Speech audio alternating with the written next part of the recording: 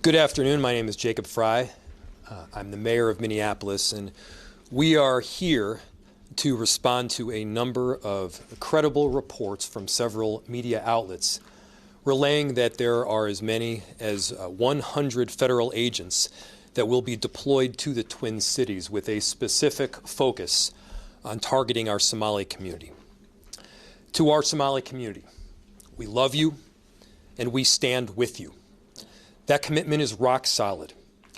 Minneapolis is proud to be home to the largest Somali community in the entire country.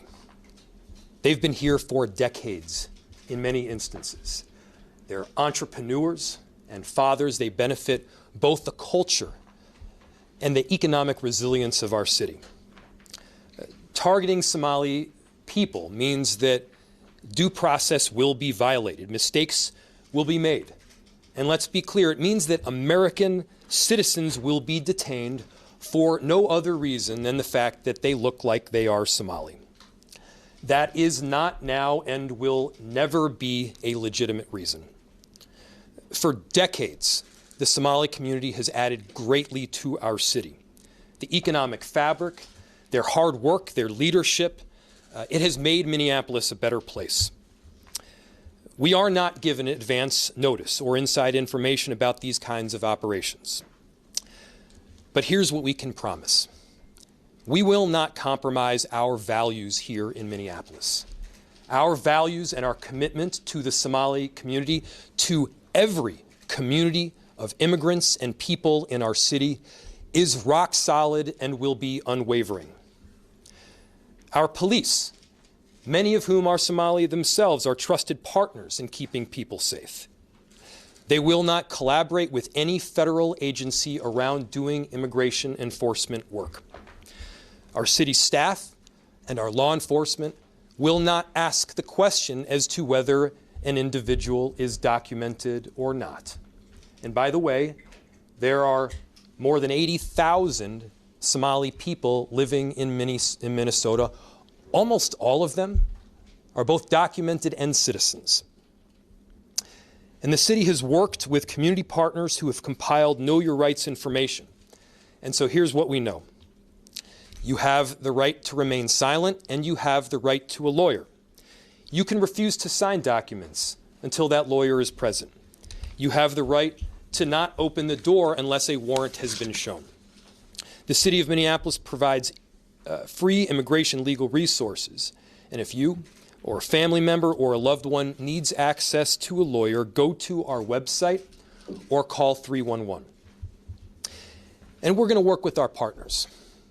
Partners like the city of St. Paul, partners like the state of Minnesota, to do everything to support our neighbors and to coordinate on any incident that happens. Obviously, this is a frightening moment for our Somali community. There have been many frightening moments over the last several months to our immigrant communities in Minneapolis. In Minneapolis, our diversity is diverse. People come from 1,000 different backgrounds, mentalities, and perspectives with one beautiful thing in common. They love our city and they're proud to call it home. And we're going to stand with them every step of the way. But we need to also be demanding better from an administration who is intent on targeting people and committing so much time, energy, and money to terrorizing certain groups within our community. That's not American. That's not what we are about. And we're going to do right by every single person in our cities. And so, to our Somali community, Daman Shabka, Somalied Kunul, Minnesota, Garahan, Minneapolis, Waan, Ku Janilahai, Waan, Ku Gereb, Taganahan. We love you, we stand with you, and we aren't backing down. With that, I will turn it over to the mayor of St. Paul, Mayor Melvin Carter. Thank you, sir. Thank you.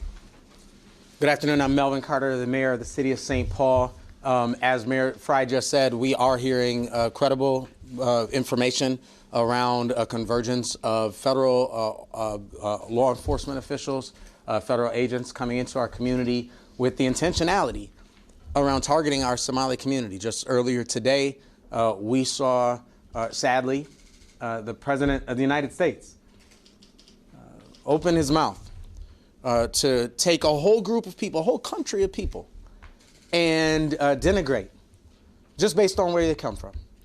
And somehow we found ourselves to a place where that doesn't surprise any of us. But when the mayor said the word un-American, it rang true to me. I grew up celebrating in America and learning about an America who prided ourselves on being a beacon that drew people from other places. I grew up in an America that prided itself on being a country of immigrants, that prided itself on the fact that people from other countries would look across a whole ocean and say, that's where I want to be. It seems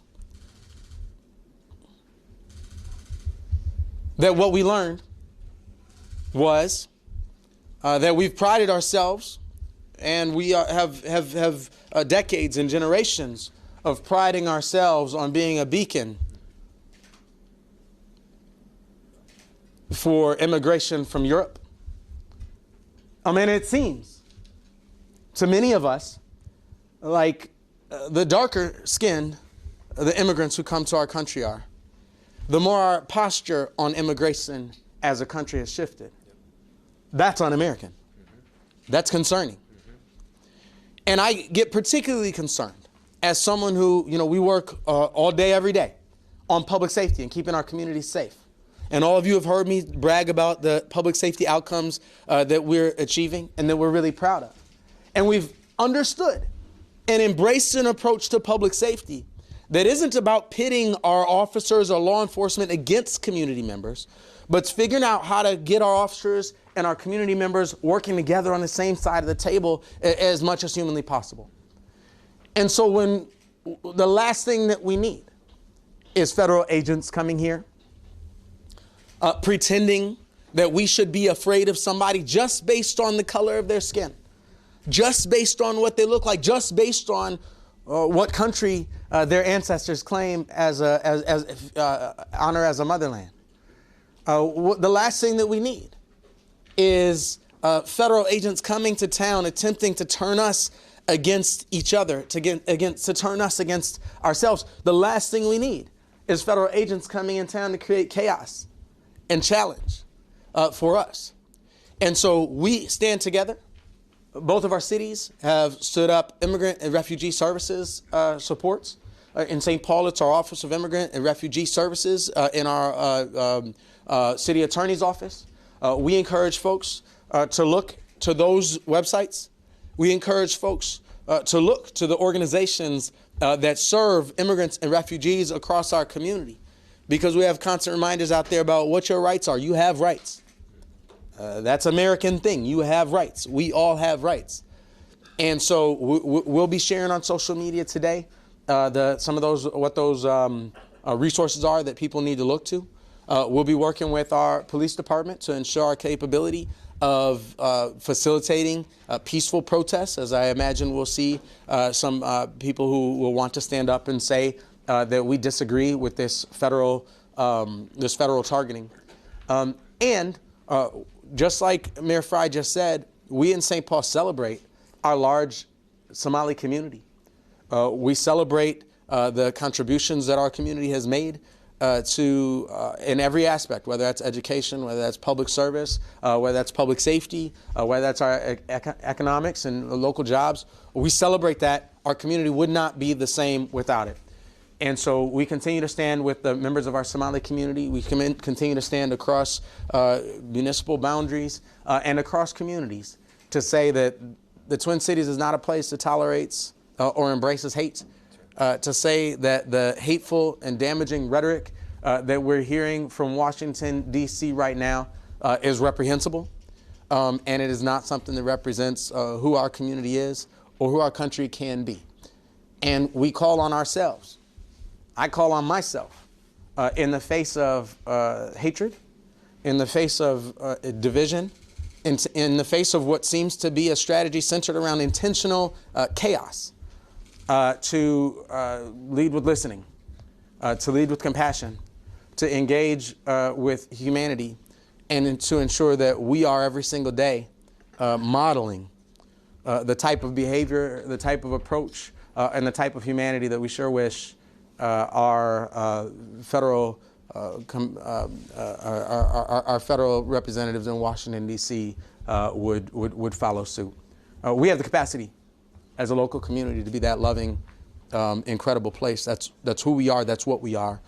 And that's certainly something that we don't need federal agents coming and disturbing. Thank you all for being here. And with that, I think I'm turning over to Councilmember Osman. Oh, I'm sorry, to Councilmember Osman. Thank you. It's good to see you, sir.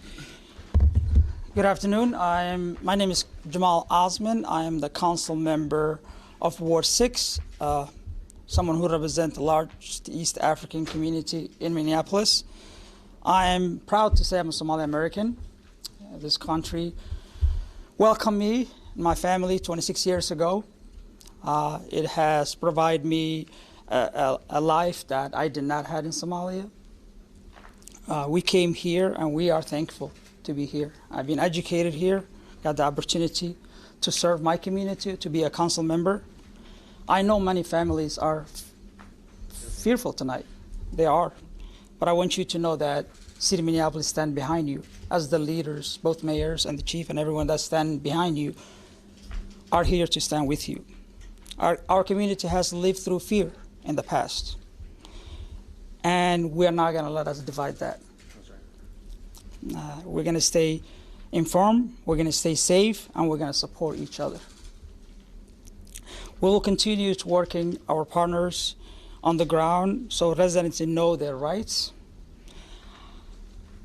They know where to turn for help, and we know that Minneapolis will not abandon. One of the things I do want to say, and obviously everyone knows that our president is racist, xenophobic, Islamophobic, and we are going to fight that. America has a history of fighting and stopping those kind of individuals who continue to divide people and divide communities. Many Somalis that live in this community are working at your groceries, working at your hospitals, delivering your babies, they're doctors. They are very successful individuals. Now I would like to switch into Somali to speak to my community. Assalamu alaikum. Walaalayaal waxaan la hadlayaa community-ga magaalada Minneapolis. Anigoo ah Jamal Usman. Waxaan inii sheegayaa City Minneapolis garabkiina ay taagan tahay. Community-geena target ayaa lagu yahay. Qolyahan dalka soo galaya oo la sheegay hadda in 100 qof ka badan lagu soo wado. Waa inaan ka fijignaanaa, waa inaan la hadashaa lawyer-kaaga, waa inaan ogaataa rights-kaaga, United States rights ayaa ku leedahay. Waa inaanan division aanan la ku suubinin. Xaquuq baa u leedahay, due process baa jira dalkan aan joogno. Marka taxadara, City Minneapolisna waa in la taaganta, garabkeena la taaganta. Thank you so much. I would like to welcome the Chief O'Hara.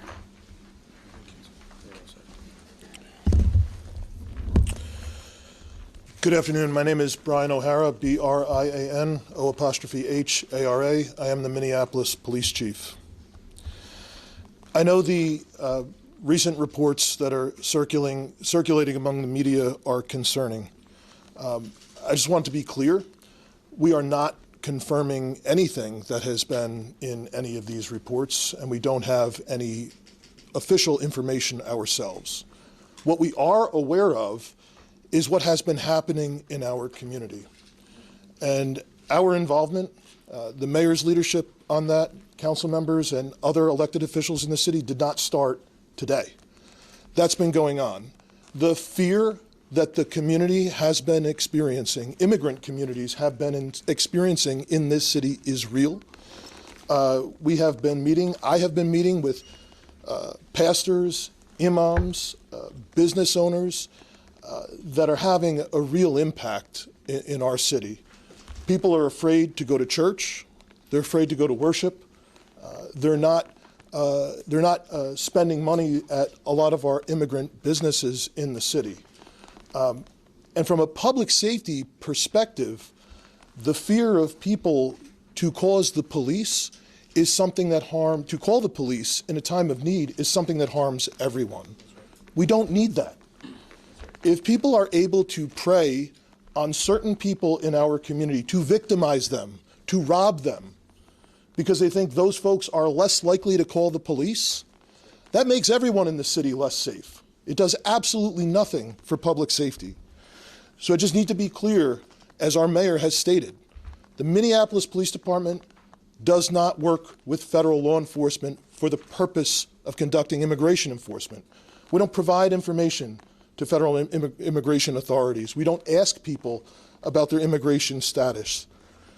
Our mission is clear: to protect life, to uphold the law, and to maintain safety for all people in our communities.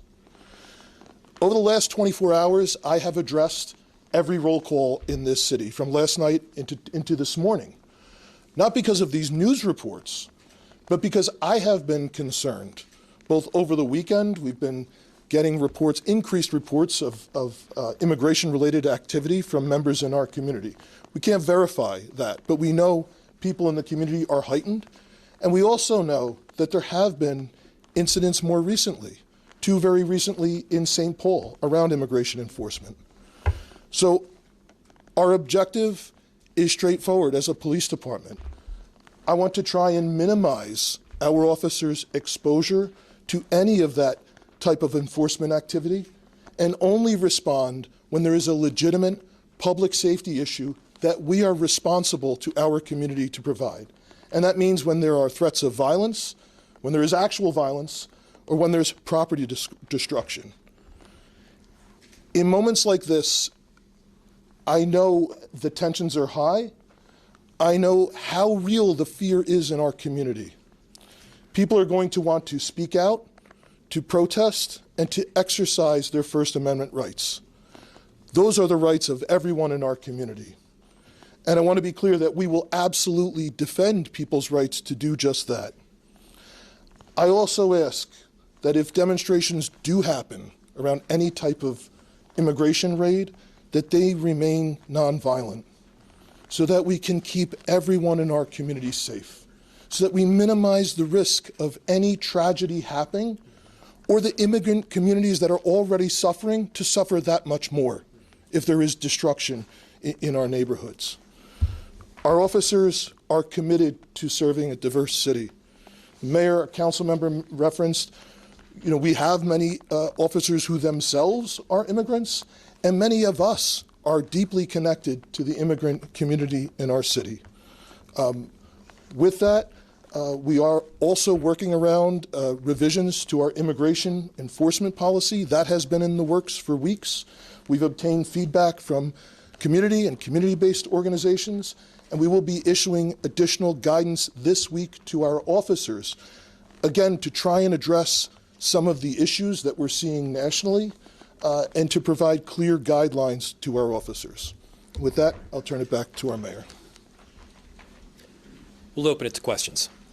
Just to be clear, these 100 agents are on the ground, and they call it the crowd control. Will both cities, Minneapolis and St. Paul, continue to send officers for that capacity?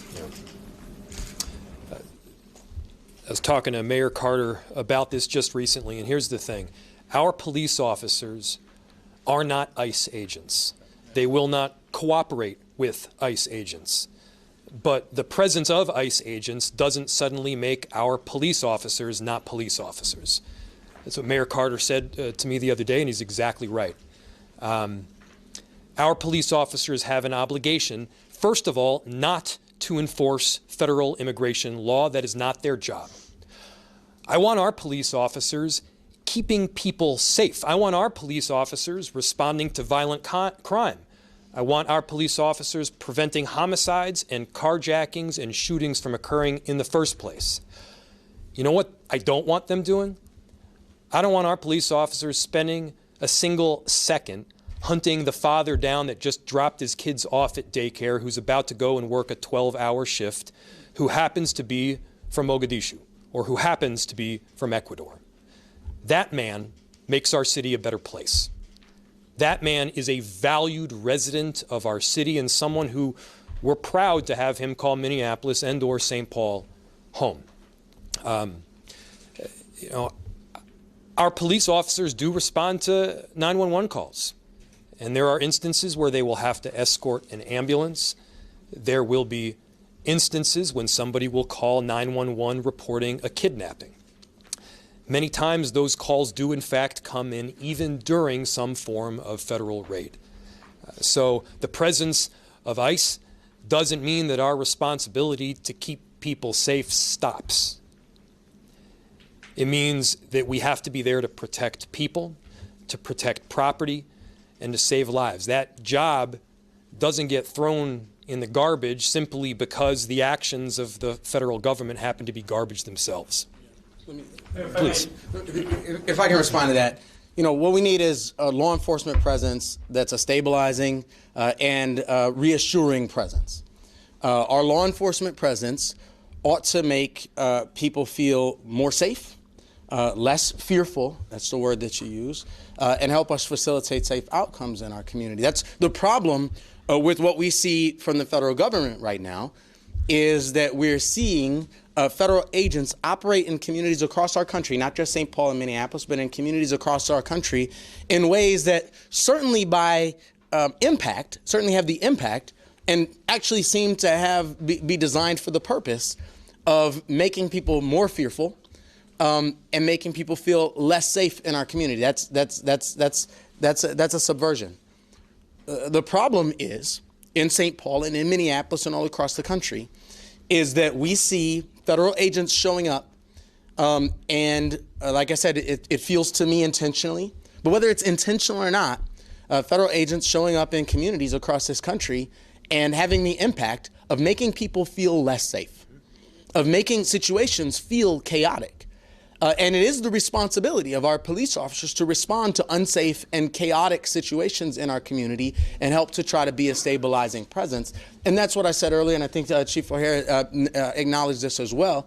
And the truth is, you can interrupt me if you like, I don't even actually like the phrase crowd control, because our goal has to be what I said at the beginning, to be a stabilizing presence, to be a reassuring presence, and as you've heard many people say today, to facilitate, not control a crowd, but to facilitate the crowd's ability to safely express their First Amendment rights.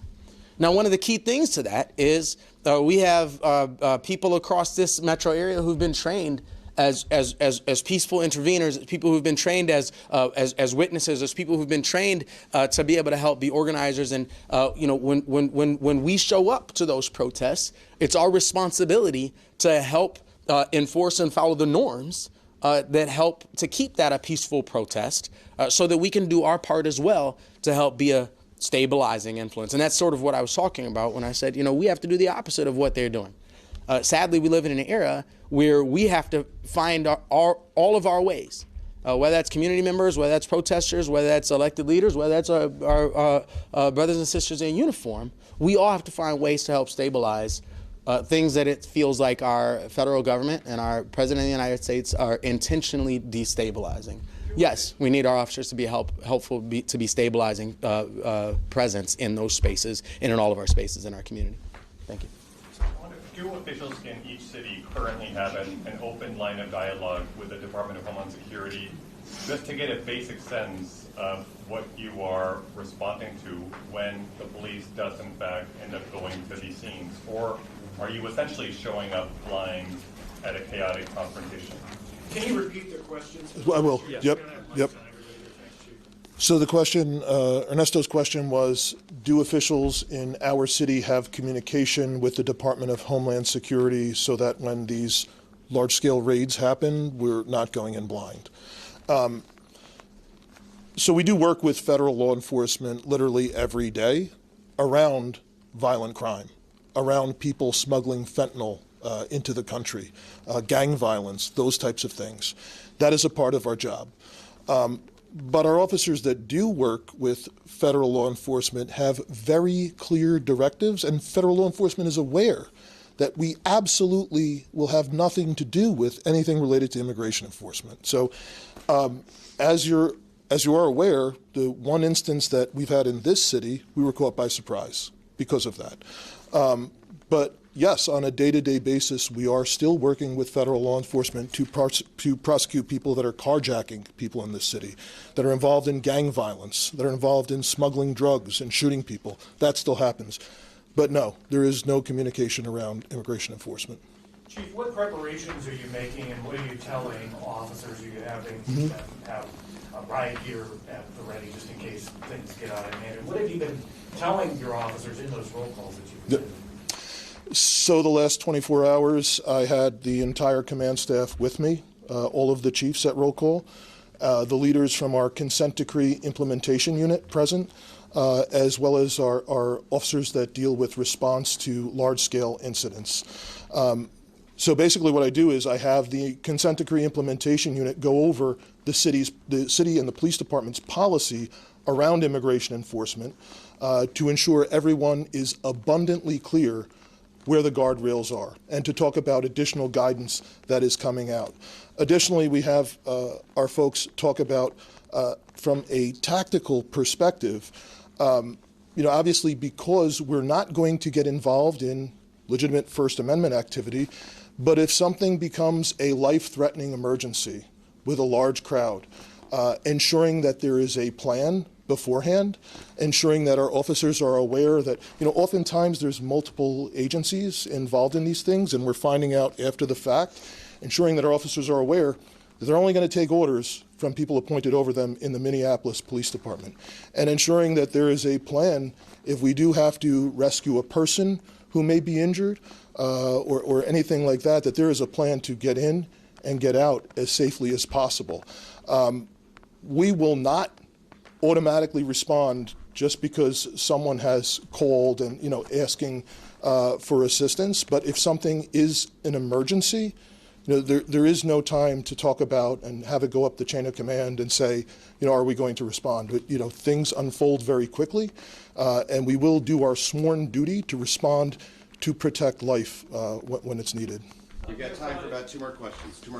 Mayor Fry, you described it as a when, not an if, that ICE will be breaking the law when they engage in this operation targeting the Somali community.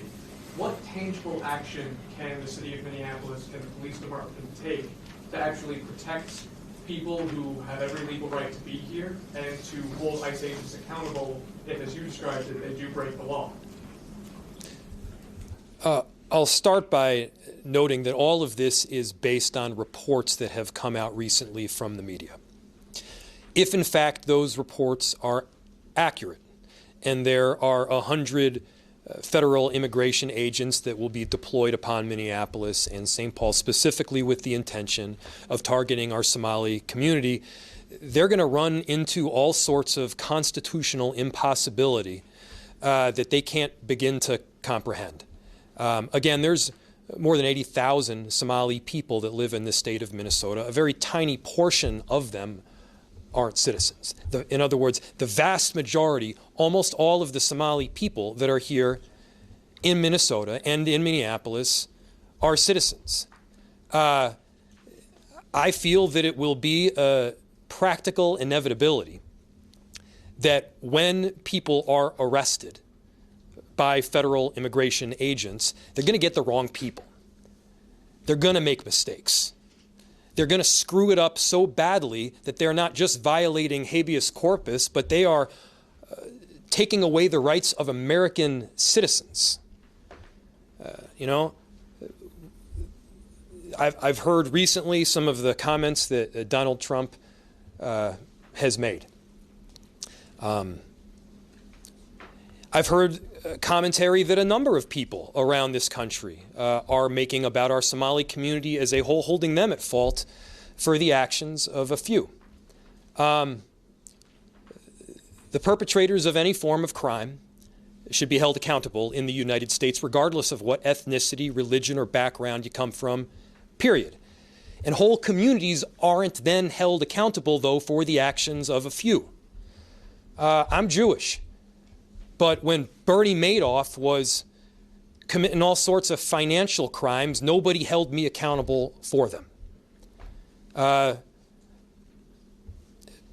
don't know if Ted Kaczynski is Polish or not, but regardless, if he is, nobody held a whole bunch of Polish people accountable for what Ted Kaczynski did. I could give 13 more examples. But the bottom line is that we have a justice system in this country, and this justice system relies on due process. It's a justice system that we abide by. We have a constitution in this country. And for those that claim to be constitutional scholars, you can't throw that Constitution out when it doesn't benefit your interest or doesn't hate on the groups that you hate. That's what we're seeing a lot of right now. Yeah, I'm going to have the chief say one thing, and we'll take one more question then. I just wanted to add one point onto the original question around community and fears that things may be unlawful. We have experienced reports in this city, and I'm sure in St. Paul also, where people call to say that there's folks that are masked, that they're not sure if they're law enforcement, that they may be kidnapping people. Like, we have had those reports. I want to be clear to the community. The community should know that if you see something like that, that is legitimate, that you don't know if someone is law enforcement, you should call 911. And you should provide as much information as possible, because let's not forget, we very recently had tragedy in this state by someone who was purporting to be law enforcement. So please, let's be clear. That's something everyone should report, and that we will immediately respond to, and we will document, whether it's somebody's not sure if there's a kidnapping happening, somebody's not sure if that there's law enforcement present or not. And that's something else that's additional policy requirements that we are implementing, that we will document and report these types of things anytime that we hear it, and reminding our officers of their duty to intervene. So if there is anything that is a violation of someone's human rights or civil rights, excessive force or anything like that, they absolutely have a duty to intervene as police officers. Okay, one more question. One more question from someone who has not asked a question yet, please. Right here. Thank you. Just for Mayor Friday and also Councilman Osmond, we just heard the president say that he doesn't want Somalis in the U.S. and wants them to go back to their homeland. What's your response directly to him? He's wrong, and we want them here. Somali people have been an extraordinary benefit. I'll say it again. Somali people have been a benefit to our city for longer than I have been in our city. They have started businesses and created jobs. They have added to the cultural fabric of what Minneapolis is. They were welcoming to me when I first came out to Minneapolis. In fact, they were one of the first groups that I myself got to know. To, again, villainize an entire group is ridiculous under any circumstances. And the way that Donald Trump is consistently doing it, I think calls into question major constitutional violations. And it certainly violates the moral fabric of what we stand by in this country as Americans. Councilmember Osman, I'm sure you can add a bit more. Somali Americans, Somalis are here to stay. America is an immigrant country, and it has been an immigrant country for over how many years? Hundreds of years. Our community contribute a lot to this state and the city. We love this city. This is home. We're not going anywhere. Call the American people to stop the hate, to stop the Donald Trump hate. He continue to divide Americans. That's what he's doing. Like I say, it's time to stand up against his hate and unite. Somalis are here to stay. We love this state. We love this country. This is home. Thank you. Thank you, No, I'd actually like to respond to that as well. The words that founded this country, the words that launched this American experience, start with "we the people." And I believe that the sacred moments in American history are the moments we've had to decide who the we is, who gets to be included in the we. Do we mean black people? Do we mean women? Do we mean immigrants? Do we mean gay and lesbian teenagers? We have to decide who is a part of the we when we say we the people. We the people. And the Constitution of the United States, the Declaration of Independence, says that the authority, the just power of our government, the just power of those federal agents, the just power of our police officers, that authority is granted by the consent of the governed.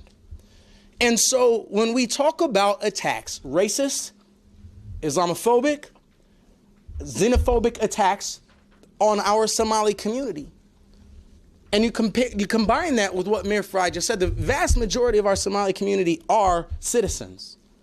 So who he just attacked isn't just Somalis.